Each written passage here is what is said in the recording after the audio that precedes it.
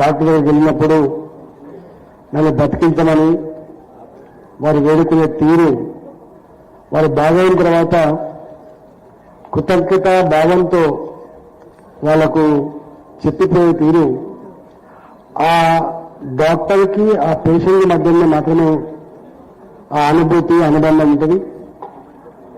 వైద్య నారాయణ అనేటువంటి మాట అది ఉత్తగా రాలే.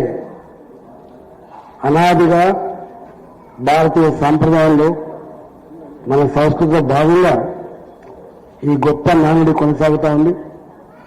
సరే, కమర్షియల్ అని చెప్పి మాట్లాడుతున్నప్పటికీ, పెద్ద పెద్ద కార్పొరేట్ హాస్పిటల్స్ వచ్చినప్పటికీ కూడా ఇంకా అనేక మంది డాక్టర్లు అనేక రకాల బాధలు ఉన్నప్పటికీ కూడా పేదవాళ్లకు, మధ్యతరగతి వాళ్లకు సర్వీస్ అందించాలని తపన ఉన్న డాక్టర్లు కూడా గొప్పగా ఉంటారు.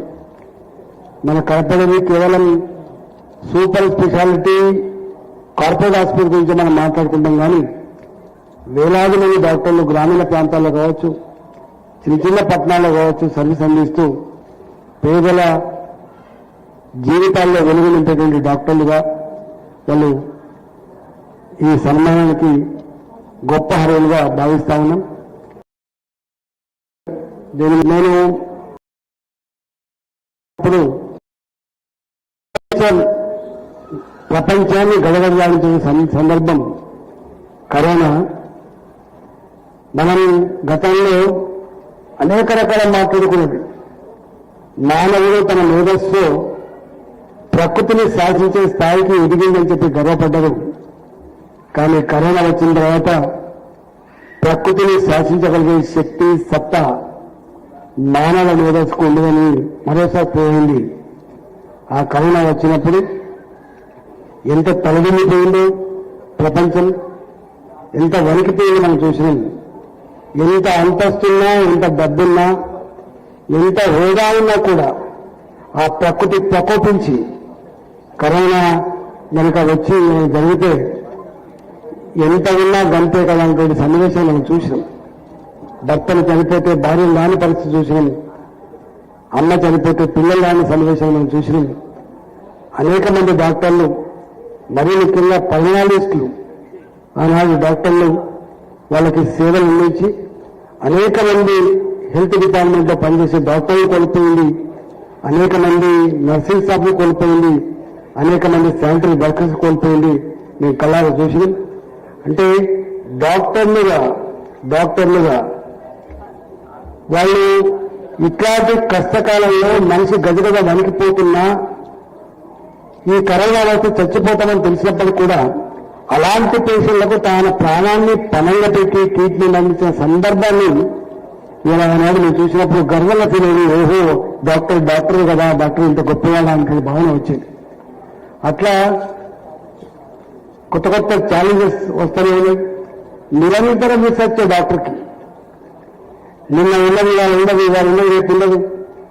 డాక్టర్లుగా ఎప్పటికప్పుడు ప్రతి 3 నెలలకోసారో 6 నెలలకోసారో మనం చేస్తున్నటువంటి ఆ నెఫ్రాలజీ కావచ్చు, లేకపోతే న్యూరాలజీ కావచ్చు, లేకపోతే ఆర్థో కావచ్చు, ఏదైనా కావచ్చు, కొత్త కొత్త ఛాలెంజెస్ వచ్చినప్పుడు సెమినార్ల రూపంలో అప్డేట్ అవుతూ ప్రపంచంలో ఉన్నటువంటి అనేక రకాల సాధనాల ద్వారా చదువుతూ మనం మళ్ళీ మనం ట్రీట్మెంట్ ఇస్తూ ఉంటాం.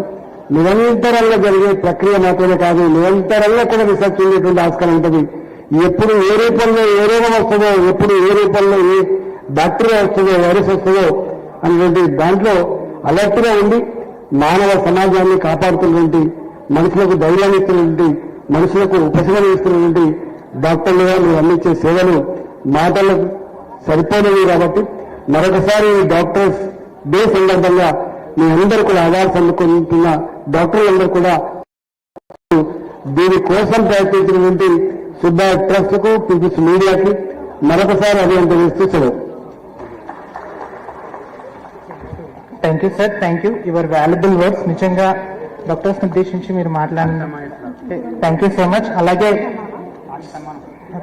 మేడివి సుబ్బయ్య ట్రస్ట్ ఆధ్వర్యం, అలాగే పీపుల్ మీడియా ఆధ్వర్యంలో నిర్వహిస్తున్న జీవన్ రక్షక అవార్డు కార్యక్రమానికి ఇచ్చేసిన గౌరవనీయులు మల్కాజ్గిరి పార్లమెంట్ సభ్యులైనటువంటి